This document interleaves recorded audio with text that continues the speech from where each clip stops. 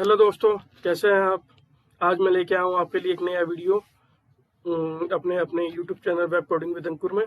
तो लास्ट में मैंने लास्ट में आपने मेरी वीडियो देखी होगी जो कि पैकेट डॉट जेसन के बारे में थी, रिएक्ट जेस में। आज मैं आपके लिए एक नया वीडियो लाया हूँ कंपोनेंट इन रिएक्ट जेस के।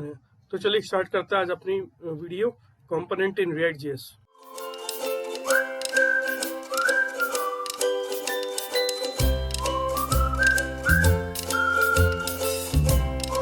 आज मैं आपको इस वीडियो में बताने वाला हूँ component in React JS. React JS में कंपोनेंट किस काम आते हैं और उनके क्या क्या टाइप्स होते हैं, और साथ ही एक एग्जांपल करेंगे सब, ताकि आपको अच्छे से समझ में आ जाए कि रिएक्ट जेएस की कंपोनेंट में रिएक्ट जेएस में क्या काम होता है।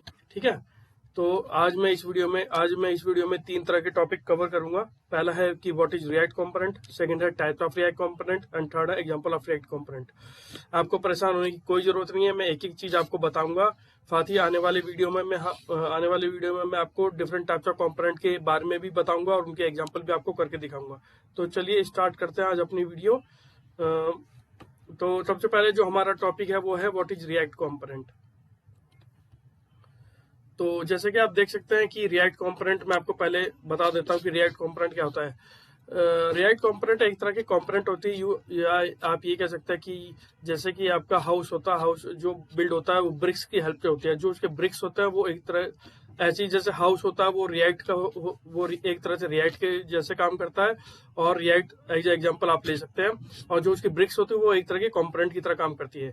जैसे कि हम ब्रिक्स को जैसे कि हम ब्रिक्स जोड़ जोड़ के हम अपना घर जो हम है बनाते हैं, ठीक उसी तरह कंपोनेंट भी छोटे छोटे यूनिट होती हैं, जो कि अपने, चाहे वो इंटरफेस यूनिट हो, चाहे वो उनके लिए वो एक तरह से सेल्फ कंटेंट फंक्शन होते हैं, जिसकी हेल्प से हम अपने रिएक्ट एप्लीकेशन में काम कर सकते हैं। वो कुछ भी हो सकते हैं, वो सिंपल फंक्शन होते हैं, वो आप यूआई के लिए भी एक छोटे से कंपोनेंट होता है जो यूआई बिल्ड करने में, चाहे वो नेविगेशन बार हो, चाहे वो बटन हो, चाहे आपका हेडर हो, चाहे फुटर हो, ये सब आपके एक वेब पेज पे पूरे कंपोनेंट की तरह काम करते हैं।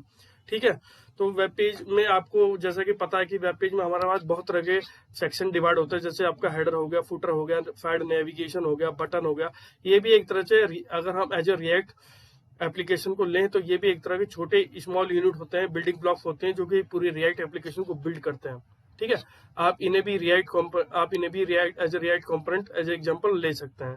ठीक है, तो चलिए आगे चलते हैं रिएक्ट कंपोनेंट के बारे में। पहले सेकंड एक पार्ट है कि रिएक्ट कंपोनेंट के क्या की कंपोनेंट होता है, वो क्या चीज है जो कंपोनेंट को, जो रिएक्ट जेएस में कंपोनेंट बनाती है, या कंपोनेंट के जो बेसिक फंडामेंटल प्रिंसिपल्स होता है उनके पीछे वो क्या होता है। आप जैसे कि यहाँ देख सकते हैं, यहाँ 3 पॉइंट मैंने लिखे हैं। पहला है जेएसएक्स, प्रॉप्स, नेस्टेड। आपको ये हैवी लग रही होंगी ये टाइटल, ये आपको हेडिंग लग रही होंगी, लेकिन इसकी परेशान होने की कोई जरूरत नहीं। मैं आपको बताऊंगा कि जेएसएक्स और प्रॉप्स और स्टेट आने वाली वीडियो में कि कैसे काम करती हैं। तो चलिए पहले हम ये पढ़ते हैं कि जेएसएक्स होता क्या है। जेएसएक्स एक तरह के एचटीएमएल और जावास्क्रिप्ट का कॉम्बिनेशन होता है। जो पुरानी लैंग्वेज हो, जो पुरानी आपकी लैंग्वेजेज होती है, जैसे एचटीएमएल, अगर हमें उसमें फॉर एग्जांपल जावास्क्रिप्ट लिखनी है तो हम डायरेक्टली एचटीएमएल पेज में नहीं लिख सकते थे। उसके लिए हमें स्क्रिप्ट टैग की जरूरत पड़ती है, तभी हम जावास्क्रिप्ट को एचटीएमएल टैग में लिख सकते थे। तो तो जेएसएक्स हमने ये प्रॉब्लम एक सॉर्ट आउट करी है, जिसमें कि हम एचटीएमएल प्लस आपका जावास्क्रिप्ट का कोड भी हम सेम पेज पे लिख सकते हैं।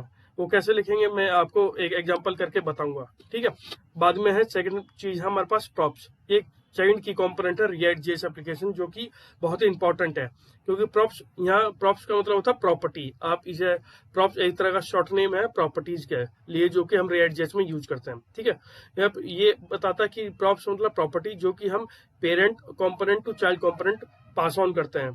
ठीक है, यहाँ कंपोनेंट में मैं आपको एक चीज और बताना चाहता हूँ कि कंपोनेंट यहाँ पेरेंट और चाइल्ड की रिलेशनशिप होती है, और कुछ प्रॉपर्टी अगर चाइल्ड को चाहिए होती है तो वो प्रॉपर्टी पेरेंट से प्रॉप्स के हेल्प में ले सकता है। ये भी आपको मैं आने वाले वीडियो में एग्जांपल में सब आपको बताऊंगा। ठीक है, थर्ड हमारा है स्टेट। स्टेट एक तरह की आपकी इंटरनल डेटा होता है, मैनेज करता है, जो कंपोनेंट इंचार्ज होता है। जो स्टेट जो मैनेज होती है कंपोनेंट के अंदर मैनेज होती है। ये प्रॉप्स की तरह ट्रांसफर नहीं होती है, इनमें प्रॉप्स और स्टेट में बहुत तरह के डिफरेंस होते हैं, जो कि आपको आने वाले वीडियो में पता चलेंगे और जो कि मैं आपको फैट बाय फैट बताता भी जाऊंगा। तो स्टेट जो होती है वो कंपोनेंट के इंटरनल डेटा को मैनेज करती है, जबकि प्रॉप्स जो होती है वो ट्रांसफर होती है पेरेंट टू चाइल्ड। और स्टेट क्या होती है, डायनेमिकली किसी बटन चेंज पे चेंज होती है। तो स्टेट की जो वैल्यू होती है, इसमें हम यूज स्टेट हुक यूज करते हैं, जिसके थ्रू हम स्टेट को एक्सेस करते हैं, चाहे रोडेक्स हो गया, चाहे वो आपकी स्टेट इंटरनल स्टेट हो गई, ये वो हम यूज स्टेट हुक का यूज करते हैं रिएक्ट में, जो कि हमें अवेलेबल होती है। तो वो क्या होता है, वो डायनेमिकली चेंज होती है। फॉर एग्जाम्पल, अगर आपको बटन पे किसी वैल्यू को चेंज करना है, तो वो सब कुछ फंक्शनैलिटी आपको स्टेट प्रोवाइड करता है। ठीक है, तो अगर हमें ऑप्शनल, तो हमें आउटपुट डायनेमिकली अगर चेंज करना है तो हम स्टेट की हेल्प करेंगे, स्टेट की हेल्प करते हैं। तो थर्ड वाला, इसमें थर्ड सेकंड पॉइंट था types of component react JS में बहुत तरह के कंपोनेंट होता है, बस बेसिक पर मैंने यहाँ आपको 4 इंपॉर्टेंट कंपोनेंट लेके आया हूँ। आपको ये कंपोनेंट आने वाले वीडियो में अभी आपको डिटेल डिस्क्रिप्शन मिल जाएगा विद एग्जांपल इसका साइड बाय साइड। और ये पूरी प्रेजेंटेशन जो मैंने यहाँ बनाई है आपको मेरे यूट्यूब चैनल पे नीचे डिस्क्रिप्शन बॉक्स में मिल जाएगी, जहाँ से आप ये पूरी प्रेजेंटेशन डाउनलोड कर सकते हैं। तो फंक्शनल कंपोनेंट, तो यहाँ आप देख सकते हैं कि टाइप ऑफ कंपोनेंट में मेरे पास 4 तरह के कंपोनेंट है। पहला है फंक्शनल कंपोनेंट, सेकंड है क्लास कंपोनेंट, थर्ड है हायर ऑर्डर कंपोनेंट, जिसे एचओसी भी कहते हैं, एचओसी, और फोर्थ है प्योर कंपोनेंट। तो चलिए पहले हम बात करते हैं फंक्शनल कंपोनेंट की। फंक्शनल कंपोनेंट एक सिंपल जावास्क्रिप्ट जेएसएक्स फंक्शन होता है, जो कि रिटर्न करता है, जिसमें कोई इंटरनल स्टेट मैनेज नहीं होती है।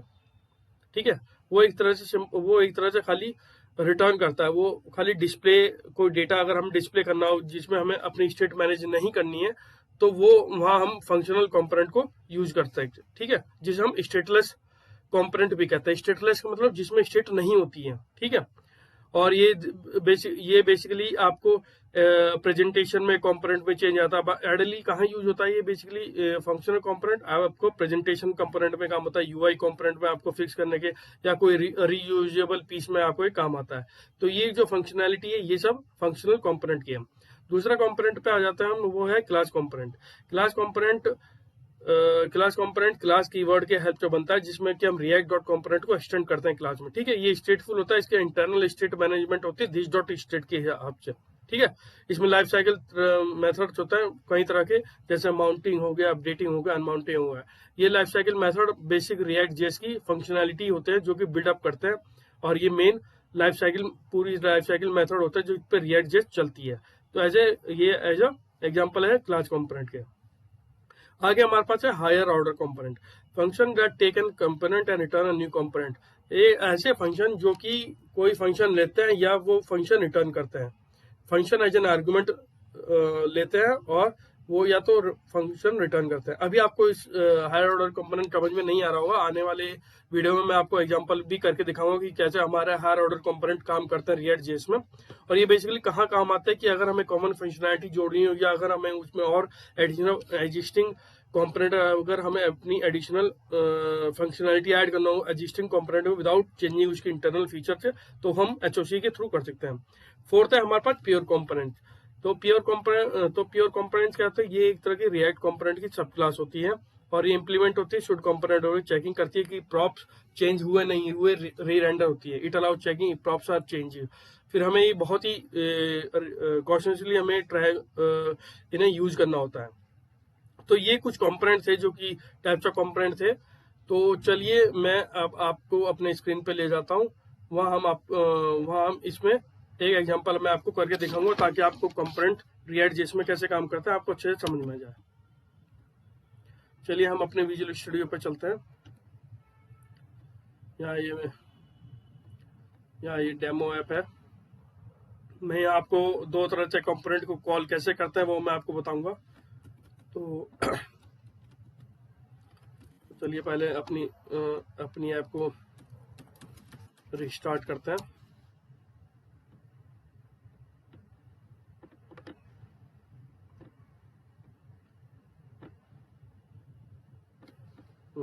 ऐप रिस्टार्ट हुई।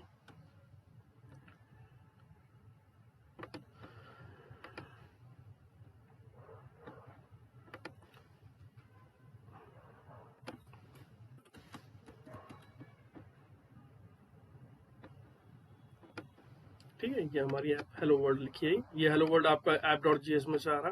ठीक है, तो जैसे कि हम यहाँ कंपोनेंट के बारे में बात करते हैं, तो मैं पहले एक फाइल बना लेता हूँ हेलो वर्ल्ड की। सोर्स में जाऊंगा और पहले मैं आपको कंपोनेंट बिना फाइल के कैसे हम क्रिएट करते हैं वो मैं आपको बताता हूँ। ठीक है, और ये क्या चीज़ है ये भी मैं आपको बताऊंगा। जैसे कि आपको पता है कि डिव कोई भी अगर हमें चीज़ें लिखनी हो तो हम हमेशा उसे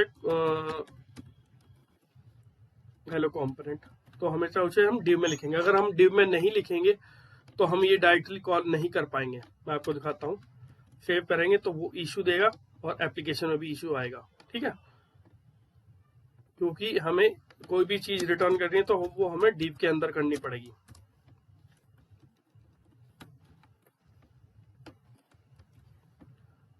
ठीक है, तो चलिए अब हेलो कंपोनेंट यहाँ है, तो मैं आपको एक कंपोनेंट फंक्शन बना के दिखाता हूँ। बाय डिफॉल्ट अगर मुझे कंपोनेंट फाइल से नहीं बनाना है, हम दो तरह से कंपोनेंट बना सकते हैं। या तो हम कंपोनेंट के फंक्शन को इसी पेज पे लिख दें, या फिर हम उसके लिए एक नई फाइल बना लेते हैं। तो चलिए पहले हम इसी फाइल पे काम करते हैं।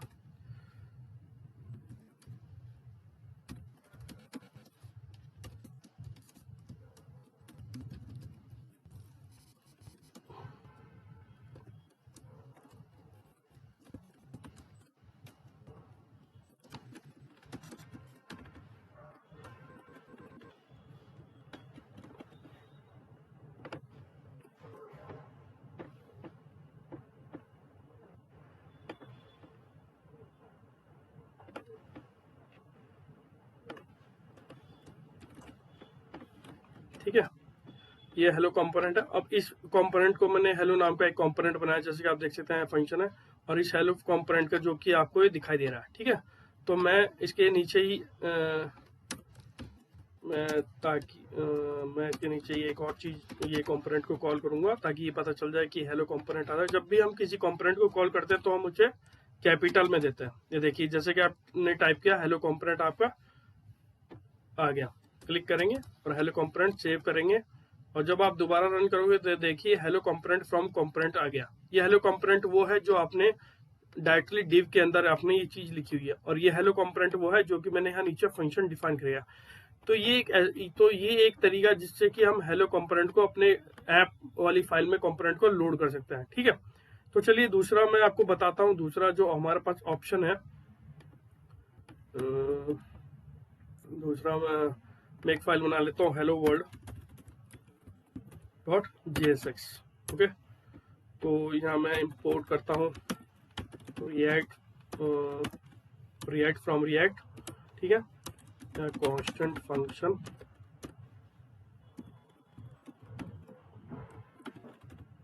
Hello world.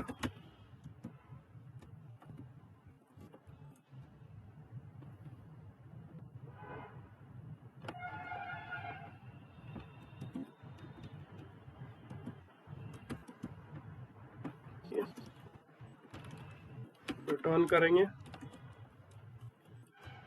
डिव लिखूंगा मैं और हेलो वर्ल्ड कॉल करूंगा। अगर मुझे हेलो वर्ल्ड, अब मुझे अपने इस पेज पे हेलो वर्ल्ड कॉल कर रहा है, हेलो वर्ल्ड को मैं इंपोर्ट करूंगा। अभी आप देख सकते हैं कि अभी हेलो वर्ल्ड नहीं आ रहा है। तो उसका क्या कारण है कि आपकी हेलो वर्ल्ड वाली फाइल यहाँ इंपोर्ट नहीं हो रही है? उसका कारण है कि आपने जो है अपने कंपोनेंट को एक्सपोर्ट नहीं किया। जब तक आप अपने कंपोनेंट को एक्सपोर्ट नहीं करेंगे तो वो आपकी फाइल तो वो आप कहीं भी इंपोर्ट नहीं कर सकते हैं। तो चलिए, एक्सपोर्ट के लिए मैंने कोड लिख दिया, एक्सपोर्ट डिफॉल्ट हेलो वर्ल्ड। इसका मतलब होता है कि ये फाइल, ये पूरा फंक्शन एक तरह से एक्सपोर्ट हो गया डिफॉल्ट में, और अगर बिना कोई फंक्शन एक्सपोर्ट के आप इंपोर्ट नहीं कर सकते। तो चलिए अभी देखते हैं कि हमारे पास ये हेलो वर्ल्ड नहीं आ रहा था। ठीक है, हम पहले अपने हेलो वर्ल्ड को सेव करते हैं और अब हम दोबारा इंपोर्ट करने की कोशिश करते हैं हेलो वर्ल्ड को। ये देखिए हेलो वर्ल्ड आ गया, और इसके बाद मैं हेलो वर्ल्ड को आप यहाँ कॉल कर सकते हैं। हेलो वर्ल्ड नीचे कंपोनेंट आ गया, सेव करेंगे और चला देंगे। ये देखिए, ये आ गया आपका हेलो वर्ल्ड। ये आपका मेन फंक्शनल ऐप कंपोनेंट के अंदर है, और ये आपके हेलो वर्ल्ड की कंपोनेंट के अंदर है। मैं एक चीज और बताना चाह रहा हूँ आपके रेफरेंस के लिए, कि कई बार ऐसा होता है कि हमें हेलो वर्ल्ड में डिव लिखनी होती है। अगर कई बार ये क्या होता है, ये एक एक्सटर्नल डिव बना देता है। मैं आपको एक चीज एग्जांपल इंस्पेक्ट करके आपको दिखा देता हूँ कि हेलो वर्ल्ड में क्या है। आप यहाँ देखेंगे तो div में बन के आ गया है हेलो। कई बार ऐसा होता है कि हमें div की जो एक्स्ट्रा div की जरूरत नहीं आती, तो हम इस एक्स्ट्रा div को हटाने के लिए क्या करेंगे, तो हम इस div की जगह हम रिएक्ट के फ्रेगमेंट यूज होते हैं वो हम यूज कर सकते हैं, जिससे कि एक्स्ट्रा div हमारी ना बने सिस्टम पे।